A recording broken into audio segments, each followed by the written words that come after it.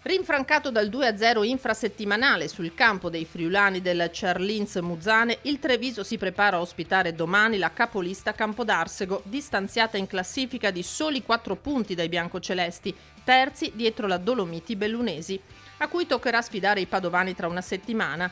Partita clou quella di domani, dell'11ª giornata di campionato nel girone dei biancocelesti, ma non solo. Sarà l'occasione giusta per pesare le forze da una e dall'altra parte, viste le ambizioni di promozione delle due società. Sicuramente la vittoria di mercoledì ci ha dato fiducia e voglia di affrontare la prima in classifica domani con tanto entusiasmo e tanta voglia di continuare a far bene. Dal derby col Mestre al Campodarsego, terza gara in 8 giorni, con i padovani che sono sicuramente una delle compagini atleticamente più in forma del momento. Alle 14:30 allo stadio Tenni bisognerà scendere in campo concentrati e determinati a non concedere nulla agli avversari.